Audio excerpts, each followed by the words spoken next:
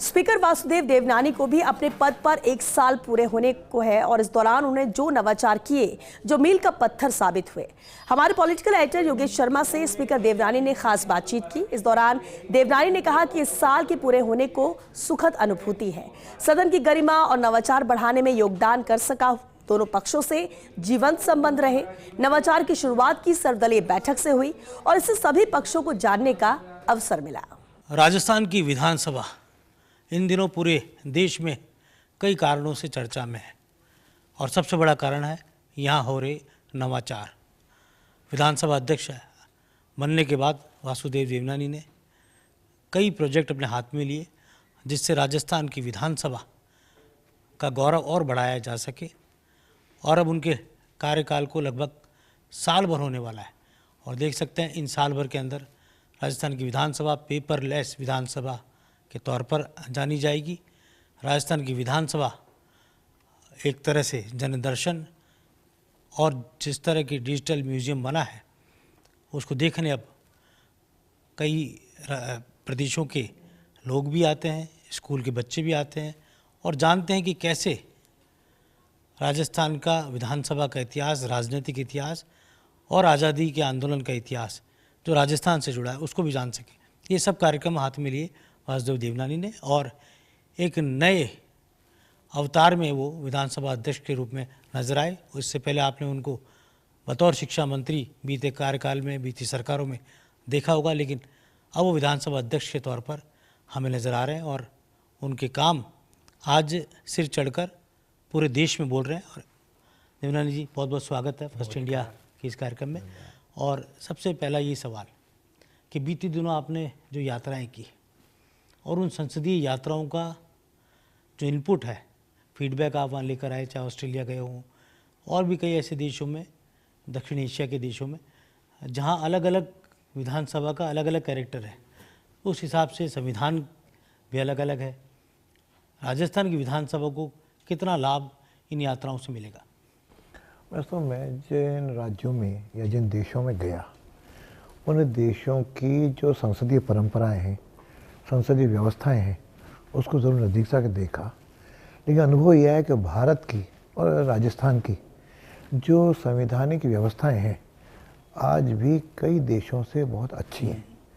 यहाँ का लोकतंत्र मजबूत है और सहभागिता भी यहाँ पर अच्छी है। हालांकि हर देश का अपना अपना संविधान है, अपना अपना कल्चर है। जैसे मैं बाली में गया तो बाली की जो व्यवस्था है उस पर जिस पे अध्यक्ष की कुर्सी बैठी रहती है, वहाँ leader of the house and opposition leader दोनों भी उसके साथ मंच पे बैठते हैं और वहाँ गवर्नर, वहाँ की व्यवस्थाएं अलग हैं। हालांकि वहाँ भी पद्धति लगभग वही है और साधारणतः उनमें ही एक ही हाउस के अंदर सरकारी अधिकारी भी बैठते हैं और व्यवस्थाएं होती हैं। और इसके टोक्यो में और अपने सिडनी में भी व्यवस्थाएं अलग हैं, लेकिन जो जापान की व्यवस्था है वो अपने से काफ़ी कोई मिलती जुलती हैं। वहाँ की लोकसभा सदस्यों की संख्या, वहाँ लोअर हाउस भी है, अपर हाउस भी है, दोनों की सदस्य संख्या लगभग यहाँ के बराबर है, तो उनकी सिटिंग व्यवस्था वो सारी ठीक है। कुछ जगह अलग अलग स्ट्रक्चर हैं, जैसे यहाँ तो हमारे अधिकारी दोनों ओर से बैठते हैं, वहाँ एक साइड में कोई मंत्रिमंडल बैठता है सदस्यों के सामने और कुछ जगह विपक्ष के नेता और इनके व्यवस्था है। तो लेकिन क्वेश्चन पद्धति, विधेयकों को लाना, वो काफ़ी देशों में तो समान प्रक्रिया है। लेकिन अपने यहाँ की व्यवस्थाएं, क्योंकि अपना संविधान ही सबसे लंबा लिखित में बड़ा संविधान है, इतना बड़ा संविधान किसी भी देश में नहीं है। हमारे जो देश में संवैधानिक या संसदीय व्यवस्था है वो कहा जा सकता है कि अपने आप में मिसाल है पूरी दुनिया में। निश्चित रूप से पूरे विश्व में कहूँगा। हालांकि मैंने ज़्यादा अमेरिका का अध्ययन नहीं किया, हालांकि वह भी लोकतांत्रिक देश है, ब्रिटेन भी लोकतांत्रिक देश है, लेकिन भारत का संविधान इन दोनों देशों से भी एक श्रेष्ठ संविधान, लिखित संविधान और यहाँ पर उसकी पालना करने का स्वभाव। जैसे देश भर में 360 बार सत्ताओं का हस्तांतरण हुआ है, राज्यों और लोकसभा मिला के सरकारें एक पार्टी की बनी, दूसरे की आई, तीसरे की आई, लेकिन बिना किसी दिक्कत के आराम से दूसरे दल की सत्ता आई, उसको उन्होंने सत्ता सौंप दी और व्यवस्थाएं चलती रहीं। लेकिन बाकी कई देशों में इस प्रकार का कठिनाई भी है। अब मैं लास्ट जो जापान में गया, वहाँ भी अल्पमत की सरकार चल रही है, वहाँ विपक्ष के सारी चीज़ें उनकी आंतरिक व्यवस्था है। लेकिन अपने यहाँ संविधान की अक्षरता पालना की, एक बार 1975 में ज़रूर कुछ घटनाएं हुई थी जिसके कारण से संविधान में कुछ आया, और अपने यहाँ जो संशोधन भी किए गए वह भी मौलिक स्वरूप उसका बनाए रखते हुए 106 संशोधन हुए, और उसमें से सिवाय न्यायालय ने एक ही का जो 99 संशोधन था न्यायिक से आयोग से संबंधित, वही रिजेक्ट किया। बाकी सब एज इट इज, तो जन कल्याण के नाते यहाँ पे संशोधन भी हुए, तो लचीलापन भी हमारे यहाँ के संविधान में है। पेपरलेस विधानसभा की ओर राजस्थान विधानसभा बढ़ रही है। ये मूलभूत प्रश्न था जब आप अध्यक्ष बने, आपके सामने था कि कैसे मैं राजस्थान की विधानसभा को पेपरलेस करूं। अब वो सपना साकार होता जा रहा है। यह डिजिटल युग है, और डिजिटल युग में हमको भी दुनिया के साथ कदम से कदम मिलाकर चलना होगा। और उस आधार पे मैंने जब यहाँ आया, अध्ययन किया, हालांकि पहले भी शायद ये प्रोजेक्ट सामने आया होगा लेकिन क्रियान्वित नहीं हो पाया, तो आते ही सबसे पहले इसको क्रियान्वित करने की कोशिश की। तो नीवा का प्रोजेक्ट जो कई राज्यों ने उसमें स्वीकार करके, उनमें भी कुछ में हुआ है कुछ में हो रहा है, उसको हमने स्वीकार किया, और उसके अंतर्गत 60% केंद्र का अनुदान है, 40% राज्य का है, और उसके आधार पे हर विधानसभा सदस्य की सीट पर आईपैड लगेगा। एक आईपैड उनके घर का होगा, घर पे होगा, एक यहाँ होगा, तो उसमें प्रश्न भी उसमें आ जाएगा, उत्तर भी आ जाएगा, विधेयक भी उसमें आ जाएंगे, और पहले के सदस्यों ने वो भी उसमें यदि सदस्य चाहेंगे तो उसमें डाल देंगे कि आज तक किस विषय पे किसने क्या बोला है, क्या उपलब्ध है। तो हर सदस्य को पेपर के बिना सारी जानकारी अपने आईपैड पे मिल जाए। लेकिन यह भी कई बार तथ्य है कि नए सदस्य होते हैं, कईयों की एज के अनुसार, कईयों के अन्य अनुसार पूरा नॉलेज ज्ञान का कंप्यूटर का नहीं होता।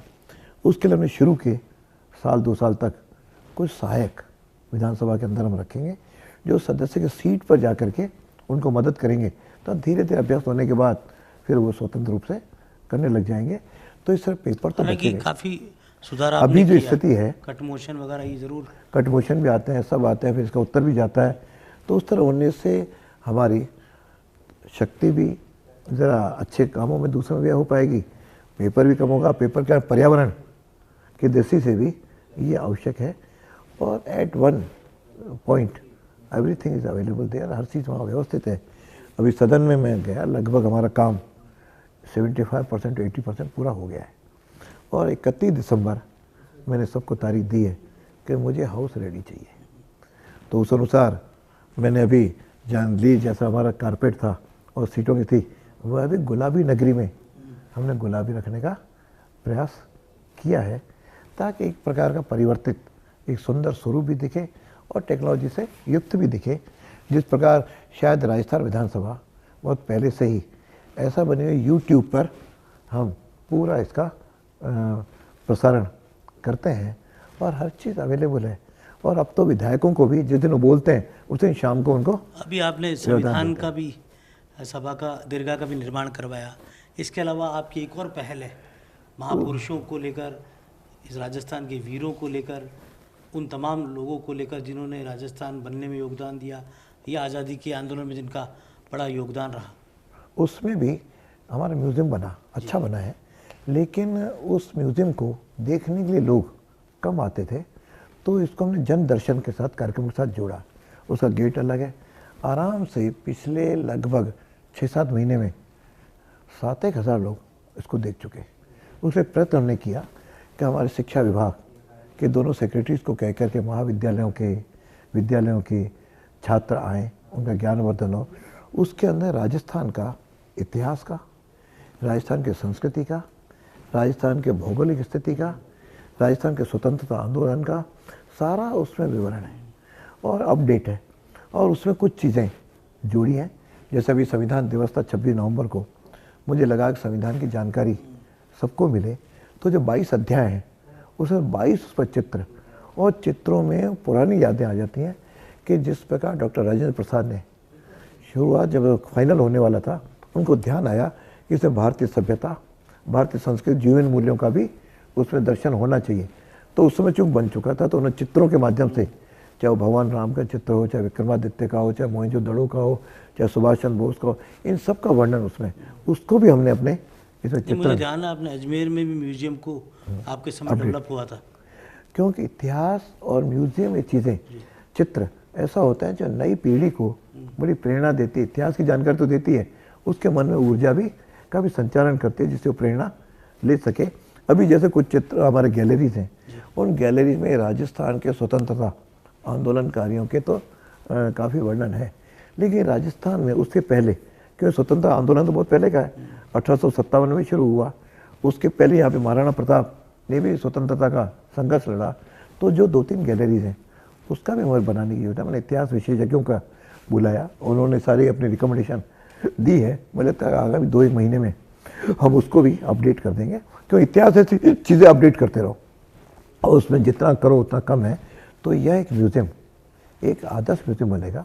आज भी कुछ प्रदेशों की टीमें आ रही हैं, उसको देख करके वो उसकी सराहना भी करते हैं। आज ही पंजाब के विधानसभा की एक समिति आई थी, कभी सदस्य आते हैं, मुझे लगता है ये एक यहाँ का इतिहास बनकर श्रेष्ठ दर्शनीय। हमने यहाँ पे पर्यटन विभाग को भी उनका जो पर्यटन का वो ब्रोशर है उसके अंतर भी इसको हमने लिखवा दिया था, कोई भी पर्यटक आए उसको इसको देख सके। तो बहुत बड़ी संख्या में लोग आ रहे हैं। आपके सामने रहा, सीपीए के समक्ष भी ये बात कई दफ़ा उठी होगी, विधानसभा में सदस्यों के बैठने की ज़रूरत।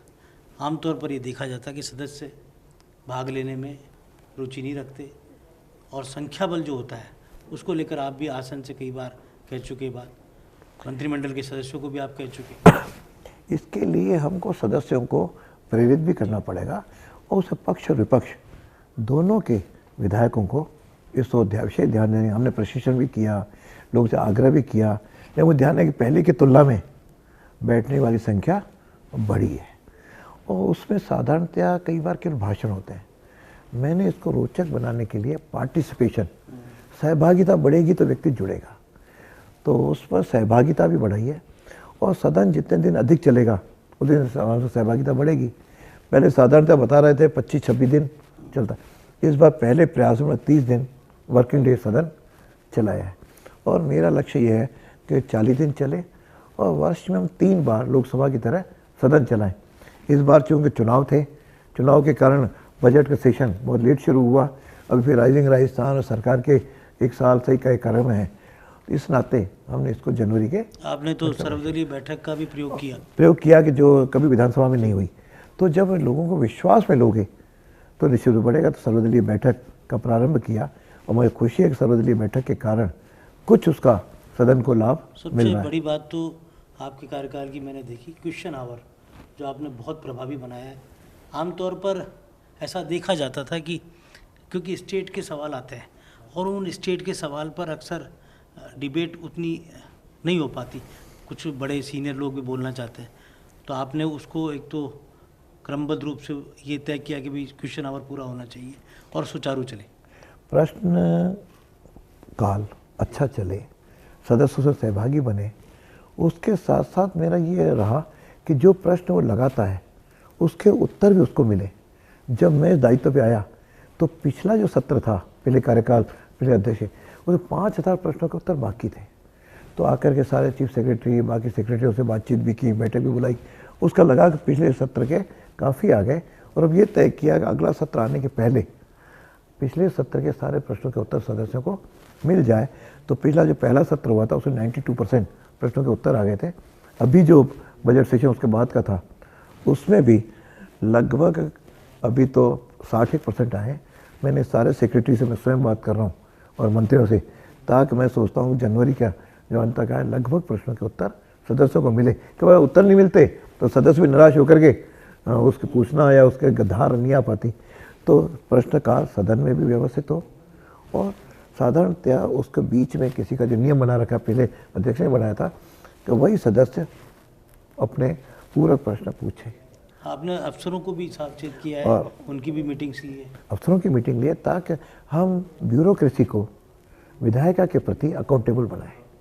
नहीं तो लोकतंत्र कैसे चलेगा? ब्यूरोक्रेसी स्वतंत्र होगी, जवाब दे नहीं दे, प्रश्नों के समय वहाँ उपस्थित रहे नहीं रहे। तो बीच में शुरू में मुझे एक आध बार लगा कि अधिकारी कम थे, फिर मैंने सरकार को कहा, उसके बाद अब स्थितियाँ काफ़ी कुछ सुधरी हैं। तो अब तो मैंने 0 आवर के में पहले पर्ची सिस्टम बंद हो गया था, उसको वापस किया ताकि सदस्य अपने सदन में मुद्दे उठा सके। इसको भी मैं सोचता हूँ कैसे और बढ़ाया जा सकता है। विधायक ध्यान आकर्षण प्रस्ताव लोग लगाते थे, बड़ी मुश्किल से कोई इक्का दुक्का ध्यान आकर्षण प्रस्ताव आता था। मैंने लगभग प्रतिदिन 2 से 3 ध्यान आकर्षण प्रस्ताव पे भी चर्चा करनी शुरू की। मैं समझता हूँ इस सत्र पिछले सत्र में काफ़ी संख्या में ध्यान आकर्षण प्रस्ताव भी आए, याचिकाएँ भी आई। एक आपकी यात्रा का बड़ा पहलू ये भी रहा, विदेश यात्रा का, कि आपने राजस्थान का बहुत ध्यान रखा। राजस्थान राइजिंग राजस्थान हो रहा है, आपने वहाँ निवेशकों से भी बात की, प्रवासियों को प्रोत्साहित किया राजस्थान में निवेश के लिए। तो मुख्यमंत्री भजनलाल शर्मा का जो सपना है उसमें आप क्योंकि संवैधानिक व्यक्ति है, लेकिन उसके बावजूद आपका जो कर्तव्य था अपने प्रदेश के प्रति, वो भी वहाँ नजर आया उस यात्रा में। प्रदेश का सेवा के लिए हमारा दायित्व है, प्रोटोकॉल मर्यादाएँ और सब कुछ होती हुई, लेकिन मैं जहाँ भी गया विशेष रूप से भारतीयों से, उसमें भी राजस्थानियों से मैं अलग से मिला। वहाँ काफ़ी बड़ी संख्या में मारवाड़ी समाज भी था, और मुझे एक बात लगी, हर जगह भारतीयों ने अपने परिश्रम से, अपने व्यवहार से और अपनी कला से सारे लोगों का विश्वास जीत रखा है। कहीं ऐसा ना लगा कि भारतीय कोई सबसे अलग है, अपने घुल मिल गए। और वहाँ व्यापार में भी जो कोई वहाँ पे व्यापार के नौकरी करने गया, अपना खुद का बड़ा व्यापार उसने शुरू कर दिया। मेहनत तो अपने स्वभाव में है ही, तो उन लोगों से मिलकर मैं सब जगह आग्रह किया कि आप वहाँ तो धंधा करें, लेकिन राजस्थान के अंदर निवेश करें, ताकि राजस्थान जो हमारे मुख्यमंत्री का भी सपना है, देश में प्रधानमंत्री का सपना है कि हमारा 350 बिलियन की राजस्थान की इकोनॉमी बने, उसमें राजस्थानी या देश जहाँ जहाँ लोग हैं वो राजस्थान के अंदर निवेश करें। अभी एवेन्यूज़ भी हैं, पॉलिसीज़ में भी काफ़ी यहाँ पे सुविधाएं हैं, जानते हैं। तो राजस्थान का विकास होना अकेले मुख्यमंत्री जी का तो स्वप्न हो ही सकता है, क्योंकि वो राज्य सरकार के मुख्यमंत्री हैं, लेकिन हम सभी का भी है कि इसमें हम सब उनको प्रेरित करें ताकि वो लोग आकर के निवेश करेंगे। जब निवेश होगा तो विकास भी होगा, विकास होगा तो लोगों को रोज़गार भी मिलेगा। और वहाँ पे बहुत अच्छी सुविधाएं, जैसे मैं सिंगापुर गया, वहाँ पर अभी भी पर्यटन की दृष्टि से बहुत अच्छा है। वहाँ ऐसे बहुत छोटी छोटी चीज़ें हैं जिसको हम राजस्थान में हम लागू कर सकते हैं। टेक्नोलॉजी है, टेक्नोलॉजी का यहाँ भी उपयोग करें। कुछ जगह मैंने प्रोफेसर्स को भी कहा, मैं सिंगापुर यूनिवर्सिटी में बड़ा सौभाग्यशाली था, मेरा एक विद्यार्थी आज सीनियर मोस्ट प्रोफेसर है, उसने कई प्रोफेसर्स को बुलाया, हमने चर्चा की कि यहाँ की एजुकेशन पॉलिसी कैसे हो सकती है। 2 स्कूल भी देखने के लिए गया, यहाँ की एजुकेशन वहाँ वास्तव में मुझे इंडोनेशिया में जिस तरह से स्कूल वो रन करा था, मुझे लगा बहुत कुछ उसका राजस्थान में भी हम इम्प्लीमेंट कर सकते हैं। शिक्षा मंत्री जी को मैं बताऊंगा, ताकि वहाँ किताब को पढ़ाया नहीं जाता है, पाठ्यक्रम में टीचर किताब से पढ़ाए, वहाँ स्व एनालिसिस सिस्टम, उनका दिमाग कैसे बढ़े, उसकी सारी उसमें व्यवस्थाएं टीचर भी करता है, विद्यार्थी भी करता है। तो जहाँ एक और निवेश है, एक और पद्धतियाँ हैं, एक और राजस्थान के विकास की बात है। विकास तो यहाँ के प्रत्येक जिम्मेदार नागरिक का सहभागी बनना चाहिए। विचारा सरकारें तो आएंगी जाएंगी, लेकिन इस समय मुख्यमंत्री जी ने जो अपने कार्यकाल के प्रथम वर्ष में ये प्रयत्न शुरू किया है, मुझे लगता है कि आगामी वर्षों में वो धरातल पर आएगा, जिससे राजस्थान काफ़ी खुशहाल और उनका लक्ष्य भी प्राप्त होगा, और देश के राज्यों में भजन लाल जी के नेतृत्व वाली सरकार अग्रणी बन करके राजस्थानियों की सेवा कर सकेगी। एक जो आपने शपथ दिलाई थी, उस पर कुछ सवाल खड़े किए विधानसभा कक्ष के अंदर, अपने खुद के कक्ष में, तो सवाल खड़े हुए हैं, लेकिन इस तरह की शपथ मुझे लगता है पहले भी हुई है। जिसने सवाल खड़ा किया, मुझे लगता है शायद उसको पूरा ज्ञान नहीं है। हालांकि ऐसे वो व्यक्ति तो नहीं है जिन पे कोई मैं अपनी उसके अंदर टिप्पणी करके स्पष्टीकरण दूँ। अपने यहाँ की धारा 188 में स्पष्ट उल्लेख है कि सदन का अध्यक्ष या पार्लियामेंट में अपने चैम्बर में कभी भी शपथ दिला सकता है। उसके अंदर पहले भी चैम्बर में कईयों की दिलाई है, आज भी दिलाई है। नहीं तो सदन कई बार कई महीनों देर से भी शुरू होता है, तो सदस्य को सारे अधिकार, रिकॉग्निशन, उसका दायित्व सब बढ़ जाए। मैं सोचता हूँ ये संवैधानिक दायित्व था, नियमों के तहत था, जिसे मैंने निभाया है। और उनको भी सब लोग आए, बाकी लोग भी आए, और किसी भी दल ने उस पर कोई उंगली नहीं उठाई। मैं समझता हूँ उस सदस्य जिसने कहा है उसको अपना ज्ञानवर्धन करना चाहिए। एक आखिरी सवाल आपसे, और बहुत ही महत्वपूर्ण है। वासुदेव देवनानी को हमने घोर राजनीतिक व्यक्ति के तौर पर देखा है, बतौर शिक्षा मंत्री, बतौर विधायक और भारतीय जनता पार्टी के एक सीनियर मोस्ट लीडर के रूप में। अब आप जब इस कुर्सी पर बैठते हैं, संविधान से जुड़ी हुई कुर्सी है, एक मर्यादा से जुड़ी हुई कुर्सी है, तो कैसे अपने आप को बांधे रखते हैं, क्योंकि आपकी शैली कभी नहीं रही कुर्सी से बंधे रहने की? मुझे लगता है कि बांधने की ऐसा कोई बहुत ज़्यादा मेरे को कठिनाई नहीं हुई, क्योंकि हम लोग तो जिस भी दायित्व पे आए उस दायित्व का पालन किया है। यह भी बड़ा महत्वपूर्ण दायित्व है। मैं सोचता हूँ संविधान के अनुसार चल करके मेरे विधायकों से, मेरे मंत्रियों से और बाकी, मैं तो सदन में लगभग रोज़ आता हूँ जब भी जयपुर हूँ, और मुझे 7 घंटे तो कम पड़ते हैं कि जितने कमेटियों के एमएलए जाते हैं उनसे मिलना होता है, फीडबैक मिलता है। और पॉलिटिकल सिस्टम में इतना बंधन ज़रूर है कि मैं पार्टी कार्यालय नहीं जा पाता हूँ या पार्टी के फोरम पे भाषण नहीं करता हूँ। इसके अलावा अनौपचारिक तो मिलने में कोई कठिनाई आती नहीं है। सीएम से भी मिलना होता है, मंत्रियों से भी होता है। तो मुझे लगा कि यह भी दायित्व महत्वपूर्ण है और इसको निर्वहन करने में कहीं ना कहीं मैं कोई राजस्थान करने और संविधान में और सरकार चाहे जनता के कुछ ना कुछ कॉन्ट्रीब्यूट अवश्य कर रहा हूँ। और मन की प्रसन्नता है। मैंने देखा विपक्ष का भी सहयोग मिलता है आपको, क्योंकि इससे पक्ष और विपक्ष दोनों को मुझे लगता है कि दोनों पक्ष साथ चलेंगे तो ही लोकतंत्र चलता है। और मैंने सदैव एक बात का ध्यान रखा कि विपक्ष को भी बोलने का अवसर देना चाहिए, क्योंकि सार्थक बहस भी हो, अधिक दिन भी चले, और सत्ता पक्ष को भी विपक्षी बातों को थोड़ा गंभीरता से, कोई अच्छी बात कहें तो लेना चाहिए। मैं तो उस काल को याद करता हूँ जब पार्लियामेंट में प्रकाश भाई शास्त्री थे, महावीर त्यागी थे, और अटल जी भी जब बोलते थे, या शुरू में श्यामा प्रसाद मुखर्जी बोलते थे, तो नेहरू जी भी उनकी बातों को संज्ञान लेते थे। ये धीरे धीरे लोकतंत्र के अंदर जिस प्रकार की विधानसभा और संसद के हालचाल चल रहे हैं, वास्तव में चिंताजनक, पीड़ादायक है। हम सबको सदन का प्लेटफॉर्म का जन समस्याओं के समाधान के रूप में लेना चाहिए। मैंने आके शुरू किया है, और इसलिए विपक्ष के नेताओं से भी अनौपचारिक मिलता हूँ, और कोई भी बात होती है उनको बुला लेता हूँ या खुद भी आ जाते हैं। तो ये जो सौहार्दपूर्ण वातावरण है, इसका असर सदन में भी दिखाई देता है, और सभी से कोई दुश्मनी नहीं है। लेकिन हाँ, साथ में ये बात ज़रूर है कि मर्यादाओं और नियमों और परंपराओं का पालन कठोरता से कराता हूँ। कभी कभी मैं भी अनुभव करता हूँ, मुझे कभी गुस्सा ज़्यादा आता है, लेकिन मेरी मजबूरी है कि मैं स्वभाव से टीचर रहा हूँ, 30 वर्ष तक शिक्षक रहा हूँ, तो अनुशासनहीनता बर्दाश्त करना मेरे स्वभाव में नहीं है। इसलिए उस अनुशासन को पालन कराने में कई बार कठोर रूप में बोलना भी पड़ता है, लेकिन मुझे लगता है उसको कोई बुरा नहीं मानता। सब उसके अनुसार धीरे धीरे ढल रहे हैं। जब नया आया तो शायद सदस्य मेरे बारे में भी जानना चाह रहे होंगे, कैसे डील करेंगे। मैं भी सोचा था सदन का कैसे हों। अब लगता है मुझे अगले जो सत्र होंगे और सौहार्दपूर्ण होंगे और अच्छे होंगे। तो इधर से पक्ष और विपक्ष, मंत्री भी अधिक तैयारी करके आए और विपक्ष भी तैयारी करके आए, सदन की सार्थकता बने, उसमें अधिक संख्या में बैठे। मैंने दोनों सचेतकों को भी बुला करके कहा है कि आप अपने अपने सदस्यों को आग्रहपूर्वक वहाँ बैठने का करें, ताकि निश्चित रूप से सदस्य एक आदर्श सदन के रूप में इसकी गरिमा, राजस्थान की गरिमा पिछले कई अध्यक्षों ने अपने आचरण से, अपनी परंपराओं से इसको श्रेष्ठ रखा है। उस परंपरा में कुछ ना कुछ और वृद्धि कर सकूं, इसका मैं प्रयास कर रहा हूँ। राजस्थान विधानसभा अध्यक्ष, या यूँ कहें प्रदेश की सबसे बड़ी पंचायत के मुखिया की कुर्सी पर बैठना आसान कार्य नहीं था। जब राजस्थान विधानसभा अध्यक्ष कौन होगा, ये बहस छिड़ी भारतीय जनता पार्टी के अंदर, तब एक ही नाम सर्वसम्मत रूप से सामने आया, चाहे विचार परिवार की ओर से हो, चाहे बीजेपी की ओर से, कि वासुदेव जी ही श्रेष्ठ होंगे जो सदन को चला सकते हैं।